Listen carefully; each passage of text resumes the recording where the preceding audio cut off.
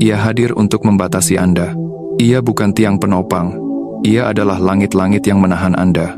Setiap kali Anda merasa tertahan, setiap kali Anda melangkah maju, hanya untuk jatuh ke belakang, kehadirannya tak pernah jauh.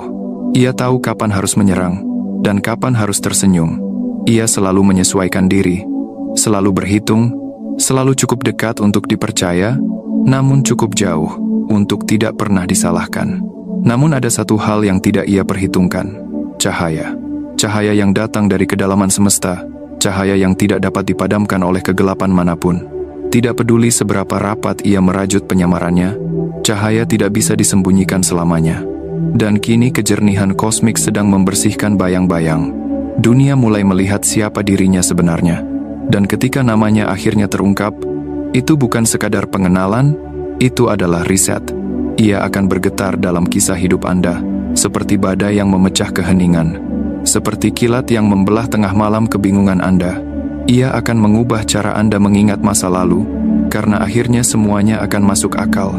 Ia bergerak dengan keakraban seperti keluarga, berbicara dengan nada yang penuh kepercayaan, mendengarkan seolah tulus peduli, namun setiap gerakannya adalah strategi, setiap kata dipilih dengan cermat, setiap momen dirancang untuk menjaga citra yang ia bangun. Itulah yang membuat pengkhianatan ini begitu dalam. Ia tidak datang dari orang asing, tetapi dari seseorang yang duduk di samping Anda, tertawa bersama Anda, berdoa diam-diam untuk kebaikan Anda, namun dengan niat tersembunyi di balik setiap katanya. Dukungan yang ia berikan adalah umpan. Perhatiannya adalah pengawasan. Ia membangun dirinya seperti benteng, mengetahui bahwa tak seorang pun akan mencurigainya. Dan untuk waktu yang lama, memang begitu. Orang-orang membelanya, memujinya, mengaguminya, sementara Andalah yang memikul beban yang ia ciptakan dalam diam. Itulah mengapa luka itu begitu menyakitkan. Orang yang Anda anggap sebagai pegangan, ternyata adalah orang yang mengencangkan jerat. Ia mengubah teman menjadi asing, sekutu menjadi ragu. Ia menabur perpecahan dengan bisikan, dan menyaksikannya tumbuh menjadi jurang. Dan ketika Anda mulai meragukan diri sendiri, ia berdiri di dekat Anda, menawarkan bahu yang ia racuni beberapa jam sebelumnya.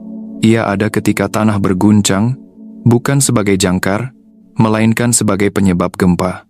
Ia cukup dekat untuk mendengar doa terdalam Anda, dan cukup licik untuk menggunakannya melawan Anda. Itulah mengapa begitu banyak momen dalam hidup Anda terasa tertunda, terblokir, tersendat.